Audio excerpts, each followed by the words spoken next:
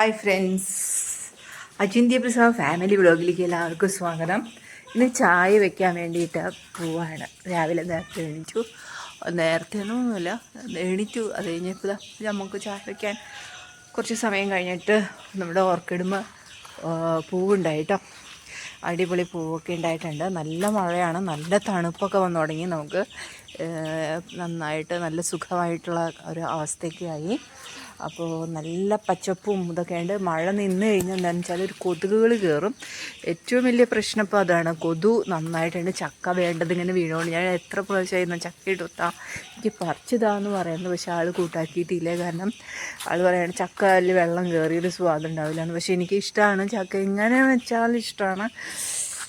ഞാൻ പറഞ്ഞു ചേട്ടാ പ്ലീസ് പ്ലീസ് എന്ന് പറയുന്നുണ്ട്. ഇട്ട് തന്നാൽ നമ്മുടെ ഭാഗ്യം, എനിക്ക് തിന്നാം. ഞാൻ എന്താണെന്ന് വെച്ചാൽ ഇല പൊട്ടിക്കാനായിട്ട് വന്നതാണ്. ഇന്ന് ഓരോ ദിവസവും ഓരോ ഇലയായിട്ട് ഞാൻ ചായ ഉണ്ടാക്കാനായിട്ട് എടുക്കുന്നുണ്ട്.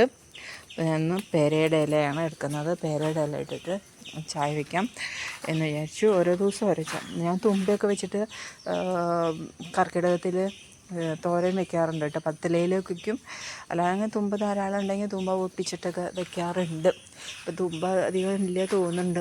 പപ്പായ തൈ ഉണ്ടായിട്ടുണ്ട്, തന്നെ ഉണ്ടായതാണ്. ഇനിയിപ്പോൾ എന്നമ്മ ഉണ്ടായ നമ്മുടെ ഭാഗ്യം.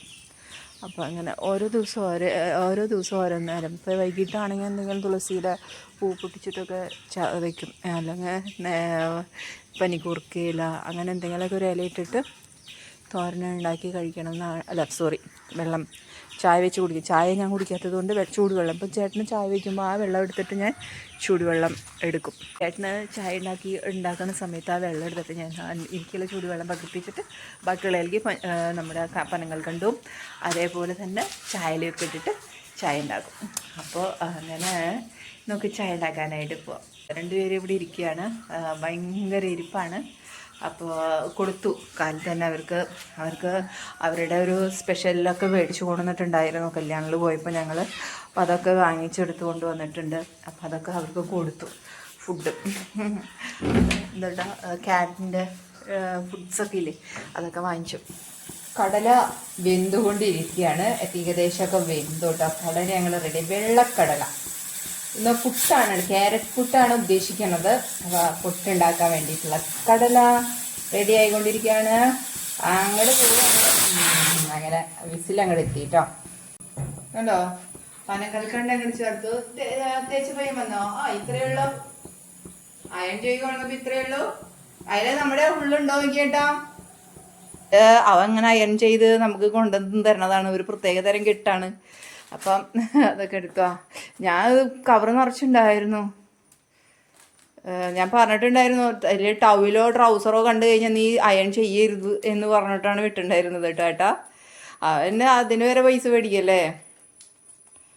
അത്രയേ ഉള്ളൂ അല്ലേ. പാൻസ് ഉണ്ടായിരുന്നു.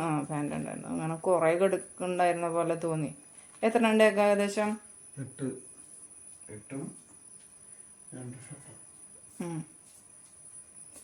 10 അപ്പം ഞാൻ പറഞ്ഞു എത്ര എണ്ണം ഉണ്ട്, ഒരു 10 ഒക്കെ ഉണ്ടാവും പറഞ്ഞിട്ടുണ്ടായിരുന്നു. വെള്ളം വെച്ചിട്ടുണ്ട് കേട്ടോ. ഇനി നമ്മുടെ പേരയിൽ ഇട്ടിട്ടുള്ള ചായ. അതിൽ ഞാൻ പിന്നെ കുറച്ച് പനങ്കൽക്കണ്ടം ചേർത്തിട്ടുണ്ട്. അപ്പം ഇനി അതിൽ ചായയിൽ കൂടി മാത്രമല്ലേ ഇട്ടുള്ളൂ. പഞ്ചസാര ആയതുകൊണ്ട് കഴിക്കാറില്ലായിരുന്നു. പിന്നെ പനങ്കൽക്കണ്ടത്തിന് ഇങ്ങനെ എന്താ പറയുക അരിയാനുണ്ടല്ലോ. അപ്പം ഞാൻ ചേർത്ത് പോയി. ഇനി നാളെ ഇത്തിരി വെള്ളത്തിലിട്ട് വെക്കണം. വെള്ളത്തിലിട്ട് വെച്ചിട്ട് ചായ ഉണ്ടാക്കണം. അപ്പോൾ എന്നിട്ട് തിളയ്ക്കുമ്പോൾ അതിലേക്ക് കുറച്ചുകൂടി ഈ പനങ്കൽക്കണ്ടയുടെ വെള്ളം ചേർത്തിട്ട് തിളപ്പിക്കണം. എന്നാലാണ് എനിക്ക് അധികം മധുരം കഴിക്കാണ്ട് മുന്നോട്ട് പോകാൻ പറ്റുള്ളൂ. എന്ന് വെച്ചാൽ മധുരം പുറത്തുനിന്നൊക്കെ ഫുഡ് കഴിച്ച് കഴിഞ്ഞാൽ എൻ്റെ വയറ് അത്ര ഇതല്ല. പിന്നെ വയറിൻ്റെ ചുറ്റും ഇങ്ങനെ വലിയ തടി മാടിയായിട്ടാണ് എൻ്റെ വരവ്. അപ്പോൾ ഞാൻ നന്നായിട്ട് ചോറ് കഴിക്കുന്നതൊക്കെ കൊണ്ടേ അപ്പോൾ അതൊക്കെ കുറച്ചുണ്ട്. ക്വാണ്ടിറ്റി ഒക്കെ കുറച്ചിട്ടുണ്ട്. പരമാവധി ഇപ്പോൾ കുറഞ്ഞിട്ടുണ്ട്.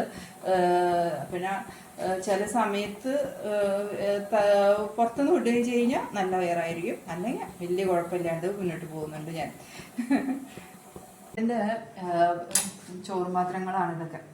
അപ്പോൾ അതൊക്കെ ഒന്ന് കഴുകി വെച്ചിട്ടുണ്ടായിരുന്നു. അപ്പോൾ അതൊക്കെ ഒന്ന് തുടച്ച് വെച്ച് കഴിഞ്ഞാൽ നമുക്ക് നേരത്തേക്ക് പിന്നെ അങ്ങനെ പ്രശ്നം ആ നേരത്ത് ചടുപടേന്നൊന്നും ആവണ്ടല്ലോ.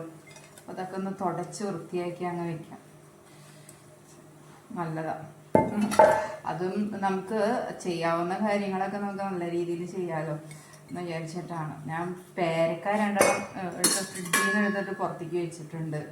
പേരയ്ക്ക, അപ്പോൾ പേരയ്ക്ക എനിക്ക് ഭയങ്കര ഇഷ്ടമാണ് കഴിക്കാനായിട്ട്. അപ്പം അതുകൊണ്ട് ഇപ്പോൾ 2 ദിവസമായിട്ട് പേരയ്ക്ക ഇങ്ങനെ കഴിക്കുന്നുണ്ട്.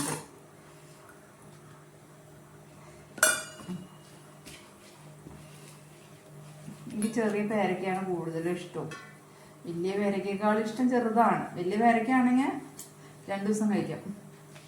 അങ്ങനെ ഇതൊക്കെ അങ്ങനെ മൂടി ഇവിടെ വെച്ചു. ഇനിയിപ്പോൾ നമുക്ക് ചോറൊക്കെ ആക്കണം. അതൊക്കെ സുഖമായിട്ട് നമുക്ക് ചോറ് ചേട്ടൻ വാങ്ങിച്ചുകൊണ്ടിരുന്ന പഴമാണ് കേട്ടോ. ഇത് ചെറുപ്പഴം, ഞാലിപ്പൂവ്.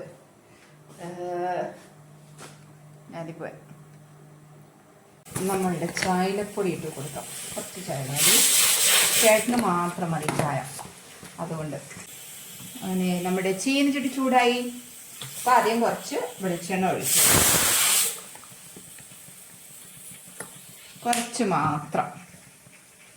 അതിന് ശേഷം കുറച്ച് മഞ്ഞൾപ്പൊടി ഇട്ട് കൊടുക്കും. പിന്നെ അവിടെ കോവയ്ക്ക് ഇട്ട് കൊടുക്കുക. ഇനി കുറച്ച് ഉപ്പും കറിവേപ്പില ഇട്ട് കൊടുത്തു. എന്നിട്ട് ഇളക്കി മറച്ച് മൂടിയിട്ട് വേവിക്കാം. അറിയാലോ, ഞാനേ മഞ്ഞൾപ്പൊടി മേടിച്ചു.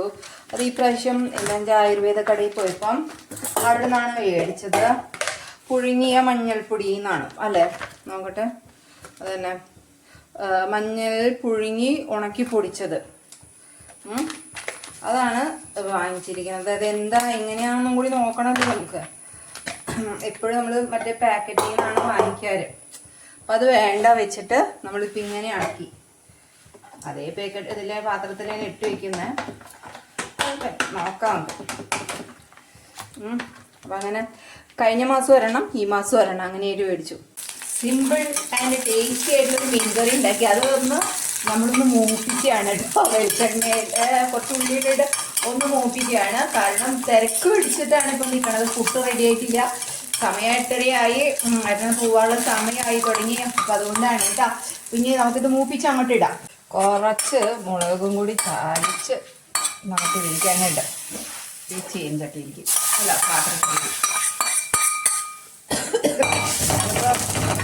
ഇത് നേരെ അങ്ങ് ബാക്കി വന്നാൽ നേരെ അങ്ങ് നമുക്ക് ഫ്രിഡ്ജിൽ കയറ്റിയാൽ മതിയല്ലോ ചേട്ടാണ് കേട്ടോ ഈ പാത്രത്തിലേക്ക് ആക്കിയത്.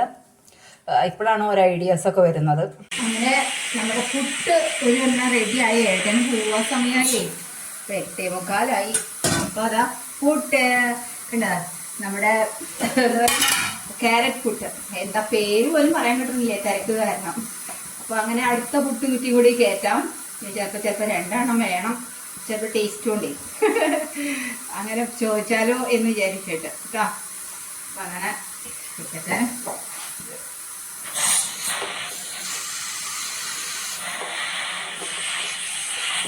ഇവിടെ ഇരിക്കട്ടെ. ഓ ഇരിക്കുന്നില്ല. അങ്ങനെ ഇത് നമ്മൾ റാഗി പുട്ട് റെഡി ആയിട്ടിരിക്കുകയാണ്. അപ്പോൾ ഇനി ആവി പറക്കണ റാഗി പുട്ടും നല്ല കടലക്കറിയും എടുക്കാം.